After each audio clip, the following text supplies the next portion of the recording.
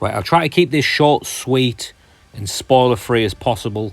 It's really hard to talk about these types of games without going into spoilers to get people interested in actually playing them.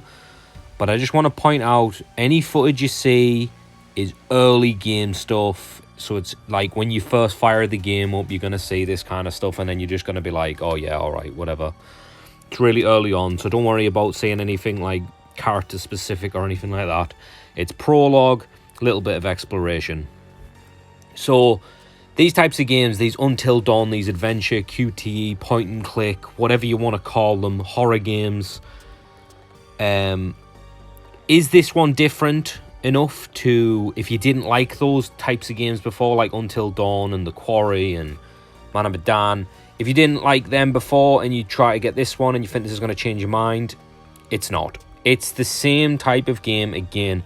However, if you're coming into this expecting some kind of like improvements to it, you're going to be surprised. Exploration is way better now because you can actually climb things, and it's like you're looking for secrets on different levels to, like, instead of just being on the first floor kind of thing and that's it. There's puzzles now. There's little improvements to the exploration, and the game went on a lot longer than I was expecting. The last few Dark Pictures games have been like 4 to 5 hours, I want to say. This one felt like 7 to 8 hours. I was really confused about that. I'm not sure if the story's longer or just because exploration takes more time or what. I wasn't complaining. There's no complaints there. I don't think it's as long as Until Dawn or The Quarry, but it's close enough. I was just quite surprised by that because these are usually shorter, sweeter experiences. Is the story good? Does it pan out well? Well, for my playthrough, because obviously you have to understand that when you play through these games, if you get someone killed, your playthrough is going to be vastly different to somebody who keeps everyone alive and experiences the whole game as a package.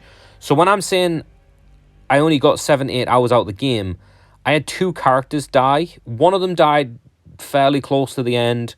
One of them was like really early on, and I was like, motherfuck, I didn't mean to do It's like, because if you've played these kind of games before, you see premonitions on a photo. So I saw something happen, and I thought I was doing the right thing to avoid that, and it didn't. And obviously went the other way, and I was like, mother. I tried to turn the game off as well. I tried to like quit out, load button. It didn't change a damn thing. The person was dead. I was like, fuck. So I just carried on playing. I was like, well, I can't keep everyone alive. I managed to do that on was it The Quarry? I think I did it on The Quarry. I kept everyone alive by the end. With this one, it felt harder to kind of like pinpoint. And there's a lot of fake outs. There's a lot of like, oh, you fucked up again. You got someone killed. And then when it loads back in, something else changes and you made the right decision after all. There's a lot of stuff like that. The horror factor to this game is the violence good.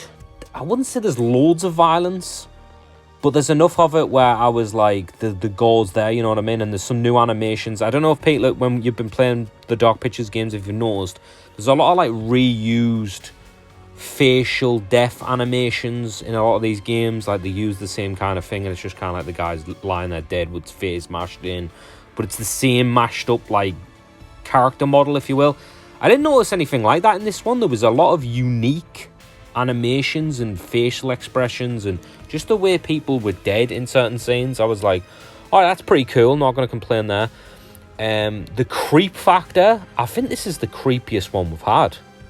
I'm not going to tell you it's the best one, but as far as creepiness, the atmosphere is really good. And I don't know if that was just to do with the exploration, but let me give you an example. Because the story's about you being a documentary movie making team, like crew.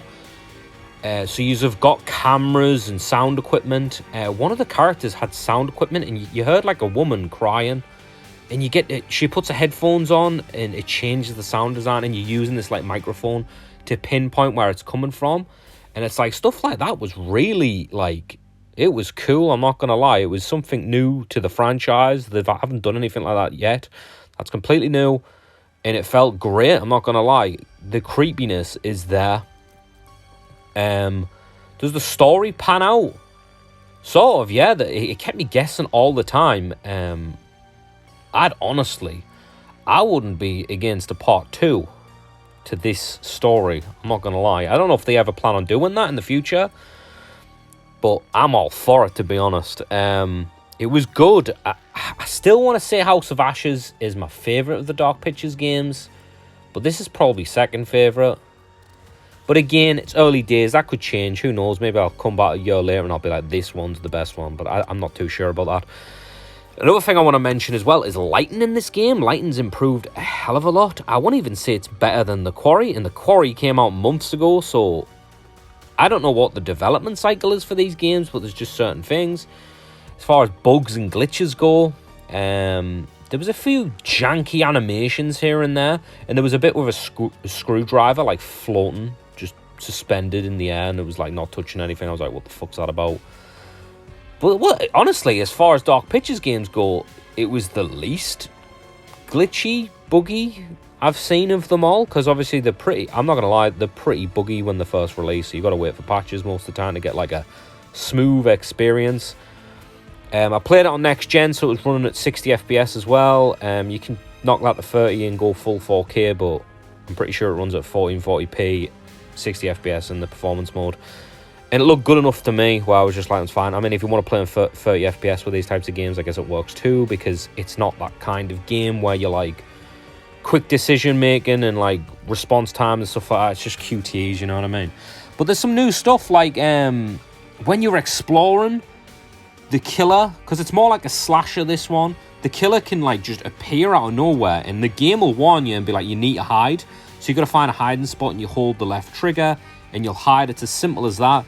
But like, it's just, you'll be walking around, you hear footsteps coming, and the music will start, and you'll be like, what the fuck, what's it doing? And you're like, oh shit, I need to hide or I'm going to die or get caught or whatever. I never did get caught in those sections. But yeah, that's new to the game too. So there's loads of things they've just like tried out here, and I appreciate that. Some experimentation to get the best way of doing these games. The best formula, if you will, is the right way to go about it. But as far as I'm concerned, this was a really fun experience. I'm definitely going to go back. I'm definitely going to get more achievements on this, because I do collect the achievements on these games.